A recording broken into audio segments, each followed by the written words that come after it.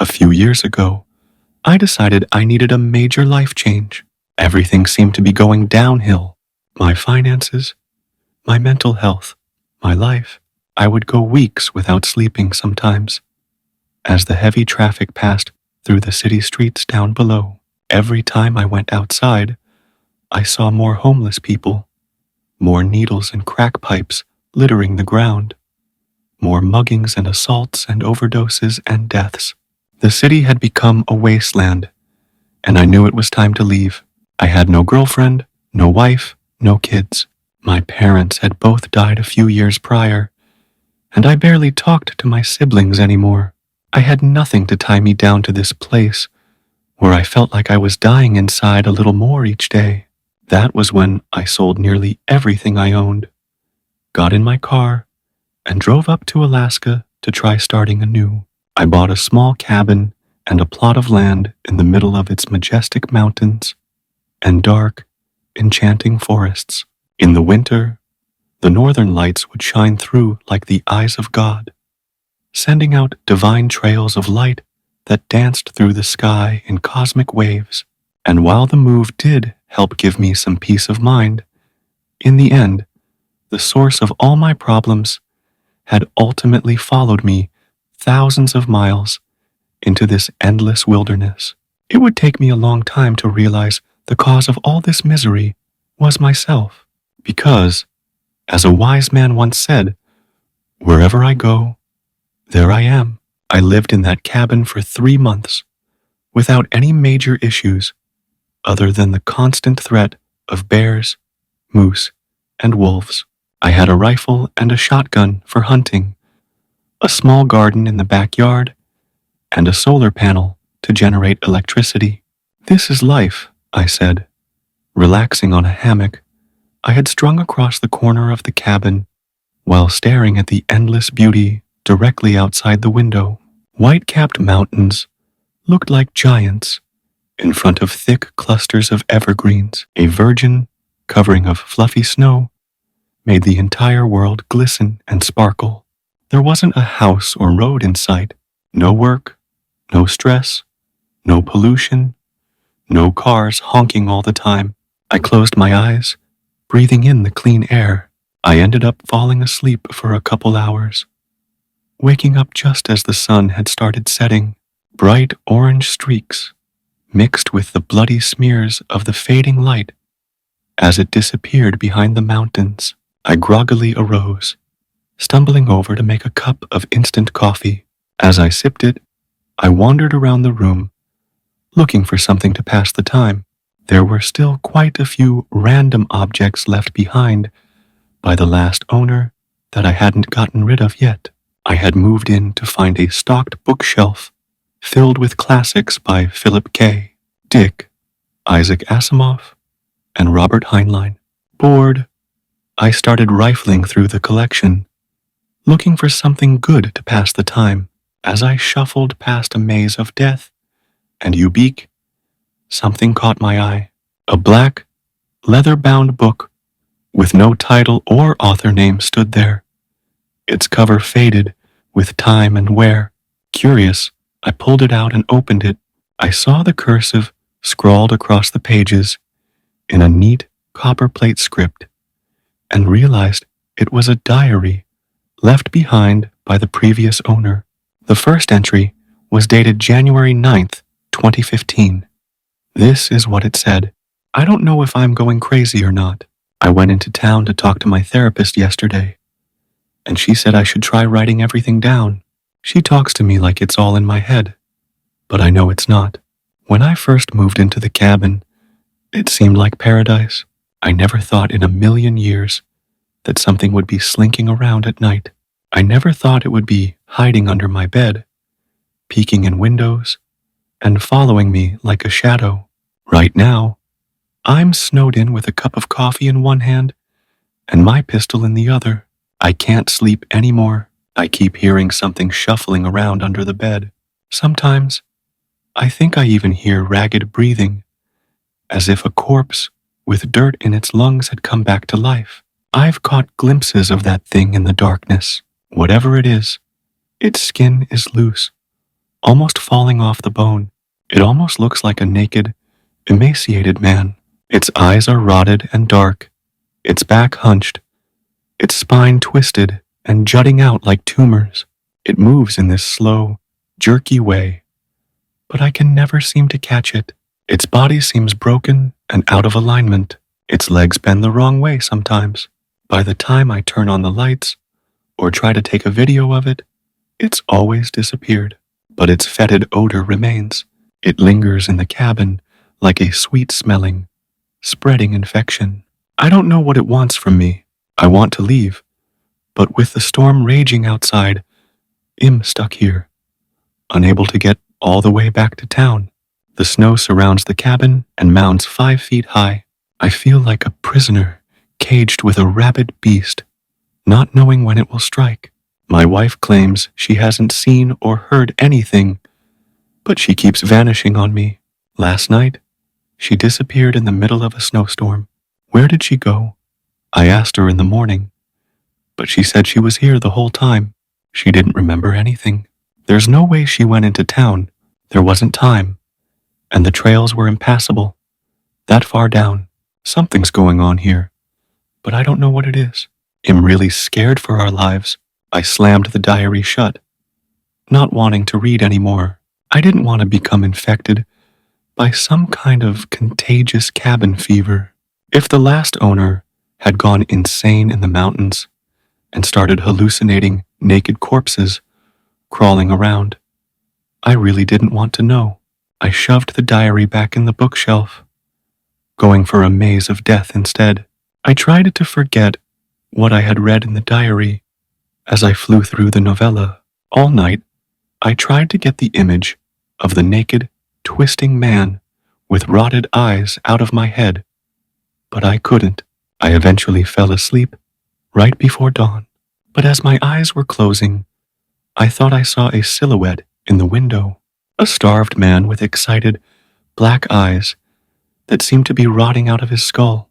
I thought I saw him put his inhumanly long fingers against the glass as he leaned forward. I blinked, sitting up and glancing out into the white, snow-covered wonderland. There was nothing there. Another hunter occasionally followed the deer trails near my cabin. A frozen lake stood a quarter-mile away, the surface white and covered in thick drifts of snow. I bundled up, deciding to go outside for a hike in the frigid dawn. I strapped on my snowshoes and grabbed my shotgun, as I always did when I went outside. I never knew when a polar bear might be waiting around the next tree after all. I opened the door, seeing footprints pressed into the snow all around my house. At first, I thought it was that silhouette I had seen, the nightmarish thing from the diary. But the footprints didn't go over to my window. They followed the trail 20 feet away, veering off towards the frozen lake at the bottom of the hill. I glanced down in that direction, seeing a black figure plodding slowly forward. "Steve," I cried, recognizing my only neighbor in a 4-mile radius. He had a cabin about a mile away, on his own little plot of land.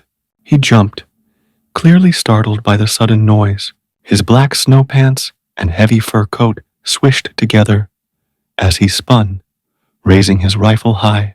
When he saw me, he immediately lowered it and put a gloved hand up in a friendly greeting. "Hey, Josh. Surprised to see you up this early," he yelled over the muted, wintry landscape. Sounds always seemed different after it snowed, as if all the noise in the world had become faded and dead. "Yeah, I've been having a little trouble sleeping," I said, slinging my shotgun around my shoulder. "What are you doing anyway?" "Just a little hunting, you know," he said, giving me a sly wink. Animals are always most active around dusk and dawn, it seems. That's when I always have the best luck anyway. He stepped close to me, staring me in the eyes. "You do look like shit. Those bags under your eyes are big enough to carry groceries in." "Yeah, trust me, I know." "Hey, this might sound a little weird, but did you know the previous owner of this cabin?" I asked. Steve's wrinkled old face fell into a scowl. His expression immediately became guarded and distant. Sure, we met, he exclaimed bluntly. He seemed to be searching my face for something, but I didn't know what. His reaction left me feeling off balance and nervous. Is he still around? I said. Steve's scowl deepened. Buddy, I don't know what this is about, but he's dead. He's been dead. He died in that cabin, actually. He pointed a finger at my home accusingly. With those words, my heart seemed to drop into my stomach. Waves of dread flowed through my body like water. How did he die? Like a heart attack or something, I asked. Steve's gaze turned downwards. He didn't meet my eyes. Do you know that Alaska has the highest missing persons rate in the entire United States? It's not even close. In fact, for the population the size, we have far more people who go missing and never get found than anywhere else. They even have a name for it. The Alaska Triangle, Steve said, and we're square in the middle of it. I stared blankly at him, wondering where he was going with this. It seemed like a way to avoid answering my question. No, I didn't know that, I responded. Steve nodded, raising his head again. He heaved a deep sigh. Look, the thing with the last owner and his wife, it's somewhat disturbing. If you really want to know, I'll tell you, but it's certainly not going to help your peace of mind, and it definitely isn't going to help you get some sleep. I want to know, I insisted instantly. The wind started to whip past us. Flakes of ice and snow flew sideways in the sudden currents. Let's go back to your cabin then, Steve said, pulling his heavy, fur-lined hood off and shaking out his long black hair behind him. I could use a bit of whiskey to warm up. We sat down with a bottle of Johnny Walker and 2 shot glasses. I wasn't much of a drinker, but Steve certainly was. He chugged 3 shots in the span of a minute. I sipped at mine, drinking half and putting it back down on the coffee table with a thunk. Steve grunted, hissing through his open mouth for a moment. Oh, that's the good stuff, he said, slamming his chest as the burning liquor worked its way down. Steve looked up at me with a new sparkle in his eyes. So you want to know about what happened to Will Lenning? Well, he'll tell you that no one really knows the whole story. I used to see him occasionally, come down and have a drink and talk. We all know each other around here, obviously. I nodded, motioning him on. He seemed like a normal, upstanding guy. He kind of reminded me of you, actually.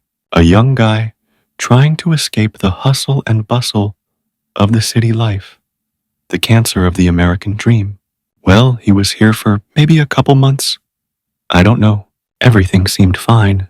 We used to go skeet shooting occasionally, have a beer, you know.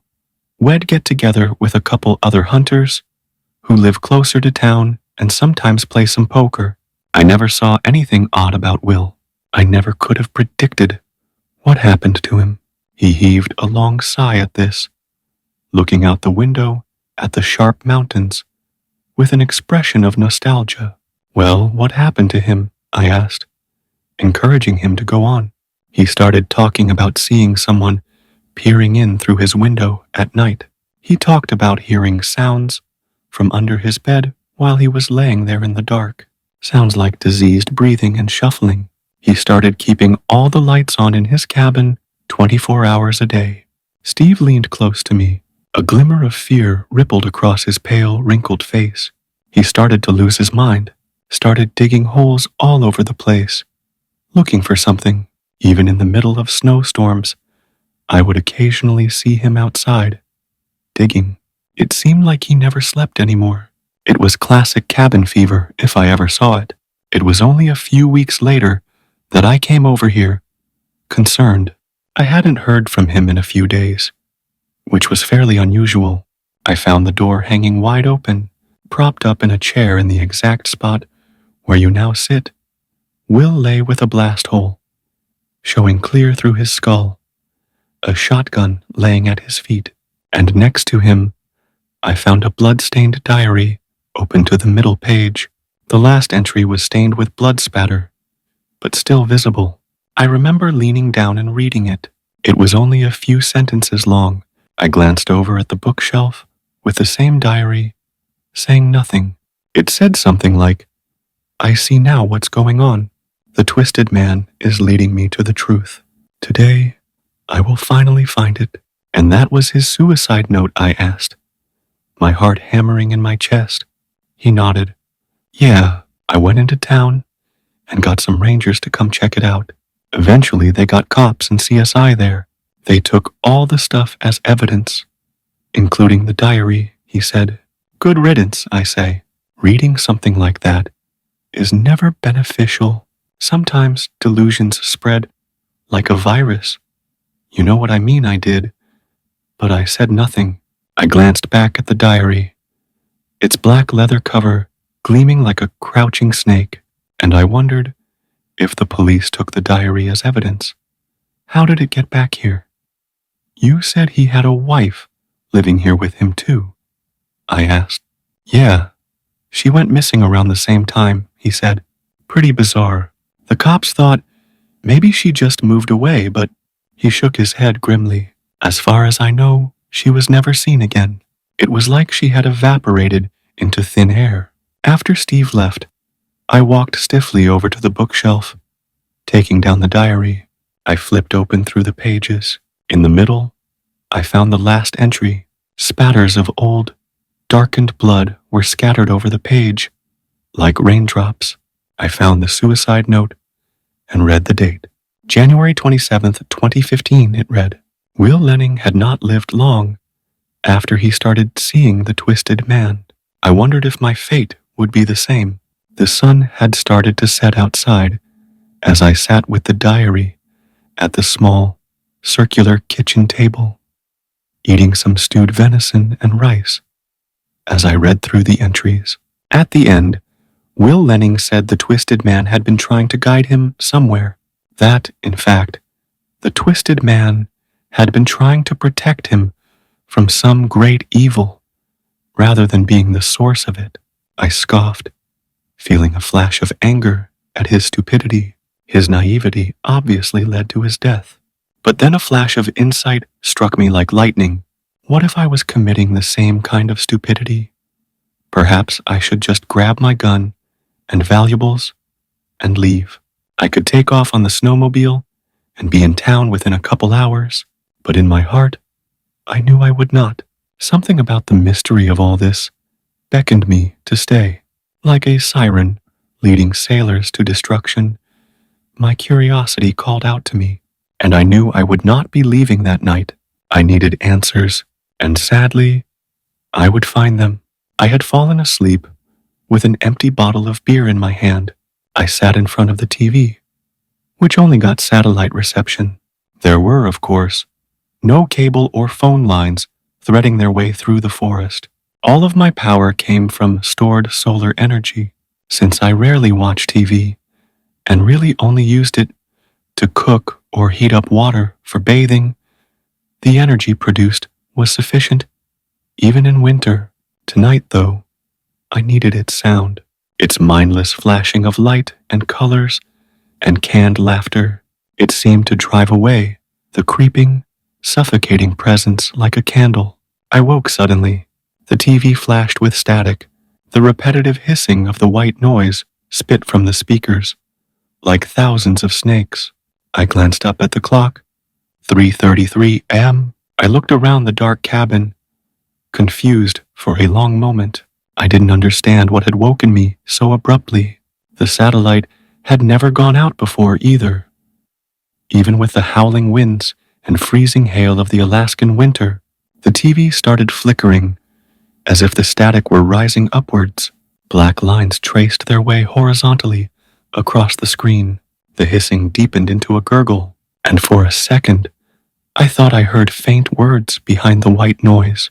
I thought I heard breathing, slow and diseased, like the death gasp of a drowning man. A black line rose across the TV, and an image came into view. The cabin was suddenly plunged into silence, except for the shrieking, wintry wind outside. I leaned close to the screen, confused at what I was looking at. It looked like a live camera feed of a room.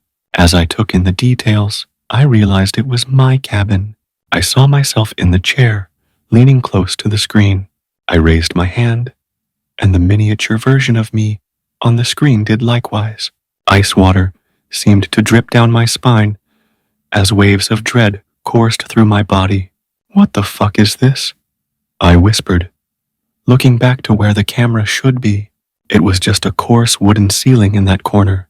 I turned back to the screen and nearly screamed.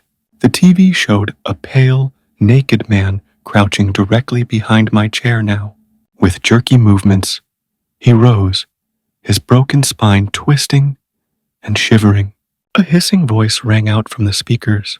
It spoke as if it had dirt and writhing maggots in its throat.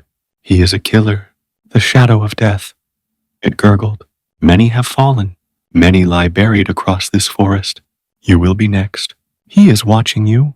Long, broken fingers with blackened nails reached out to touch my shoulders. I jumped out of the chair, stumbling back as I spun around in terror. My back smashed into the TV, and it fell to the floor with a shattering of glass and an explosion of light. In those few moments before the darkness descended on me like a blanket, I thought I glimpsed a pale, sunken face with rotted, blackened eyes peeking out from behind the chair. I turned on every light in the cabin, but there was no sign of the twisted man now. I knew I had to get out of there, though. I thought about the warning that the voice had spoken. If the creature wanted to attack me, then why hadn't it just killed me? While I was sleeping, none of it made sense. Who was watching me? The twisted man. And if he was, why warn me? Perhaps it was psychological warfare, I thought to myself. Perhaps the twisted man simply liked to play with his food before he ate it. Thoughts raced through my head at 1,000 miles an hour as I threw on snow pants and a couple heavy sweaters and coats. I covered up my entire body as much as I could to try prevent frostbite. I had made up my mind to flee. There was no snowstorm tonight, though the entire landscape was blanketed in it, and I knew the wind chill would be like an ice blade whipping against my skin. It was extremely dangerous to travel in the middle of the night like this, in temperatures that might reach -30 degrees. Steve had been right, after all. Alaska had the highest missing persons rate of any state, and many of them were never found, their bodies likely frozen solid in the deep snow dozens of miles from the nearest town. I grabbed my shotgun, jumped on my snowmobile, and started heading to Steve's cabin. I hoped I could wait there until the sunrise and then figure out what to do next. But fate would take the decision out of my hands. I felt like there were eyes watching me as I drove along the narrow, winding deer trail. The boughs of the evergreens reached into the path like greedy hands, grabbing at my coat and legs. More than a couple times, I thought I saw a pale, naked figure standing in the snow, but it had always gone when I turned to look. I gave a sigh of relief when Steve's place appeared in the distance. I could see the lights twinkling through the small windows of his log cabin. I pulled up next to his door, looking down. I saw 2 pairs of footprints there, one much smaller than the other. I found it odd, but shrugged it off. The snowmobile cut out with a sucking gurgle. I knocked on the door hard a few times. Steve appeared after a few moments, groggy and half-dressed. He blinked slowly as he looked me up and down. His wrinkled face fell into a frown. "Steve, I need a favor," I said quickly. "Something weird is happening in my cabin. Can I stay here until morning? Until maybe I can go to town or something? I can't stay at my place tonight. I just can't." He nodded, yawning and motioning me in. "You can sleep on the couch, I guess," Steve said. "Put that shotgun somewhere safe, though, boy." He had a partitioned bedroom in his cabin. It was significantly larger than my little one-room cabin, though it was basically still just a joint kitchen living room a small bedroom, and a bathroom.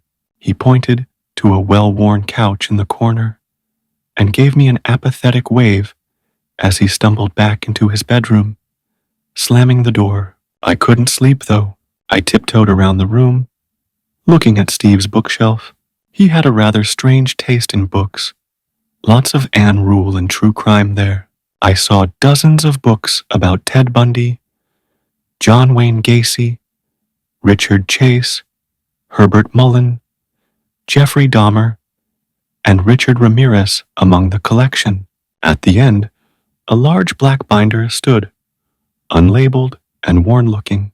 It reminded me of the look of that leather-bound diary for a second, and my heart dropped. But logically, I knew this was just a coincidence. Yet still, I pulled out the binder. My curiosity piqued. What I found inside filled me with dread and horror. Countless news clippings covered the length of it.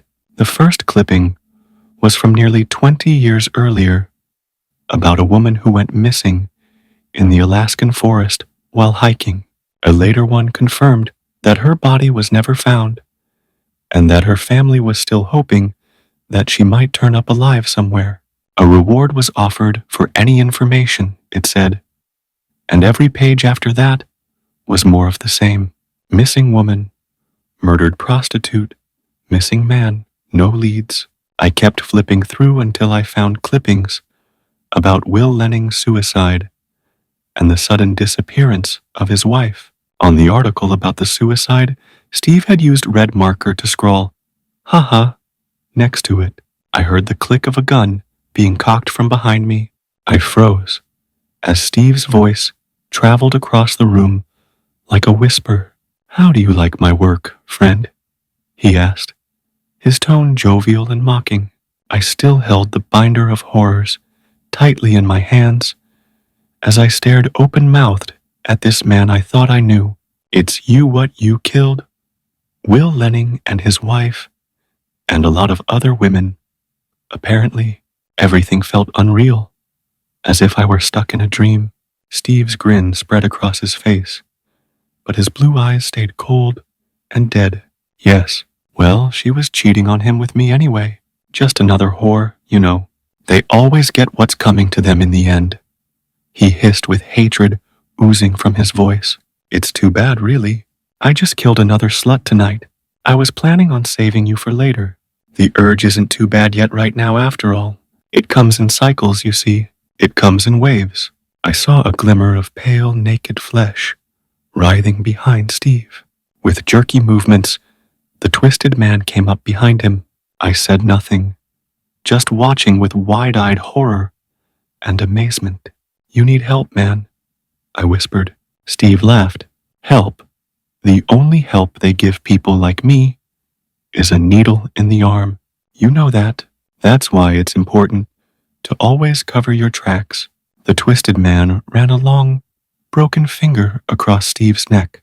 Steve gave a strangled cry and jumped. He spun around, screaming. I glanced over at my shotgun next to the couch. I jumped for it as Steve turned back to me, firing his pistol twice. The first bullet soared high above me, raining wood splinters down on my head, but the second ripped into my leg. A cold, burning pain ran like fire up my shin. I screamed in agony and battle fury as I gripped the shotgun, spinning and firing. Steve's head exploded as the slug ripped through his brain. His forehead collapsed like a smashed melon as bone splinters and blood sprayed the wall behind him. The twisted man stood there, hunched over, grinning up at me. I felt warm blood gushing from my leg as I stared back at him, breathing hard. I wondered if I was dying. You weren't after me at all, were you?" I asked.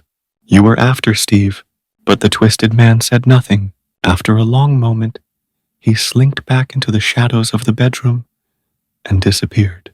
As night crawled its way toward morning, I thought back to the words the twisted man had spoken through the TV, suddenly understanding everything. He is a killer, the shadow of death. Many have fallen, Many lie buried across this forest. You will be next. He is watching you. He hadn't been trying to hurt me at all. He had been trying to warn me. He had probably tried to warn Will Lenning, and his wife too. I wrapped my leg in gauze, gritting my teeth. The wound looked puckered and deep, but I could still move my foot, and the bullet had gone clean through the flesh. I poured alcohol on it, screaming in pain as it burned its way through my skin. After rummaging through Steve's bathroom, I found some prescription painkillers and swallowed a handful of them with a beer. I knew I would need the opiate high to get through the pain of riding into town with a mutilated leg. As the sun finally rose, I made my way outside the blood-stained floors of the cabin to my snowmobile. Before I left, I glanced back at that horrid place, the scene of so much torment and death. In the open doorway, the twisted man stood, his back hunched, his rotted lips grinning at me, his hand lifted up into the air with jerky movements, and waved. I waved back as I started the engine and headed into town.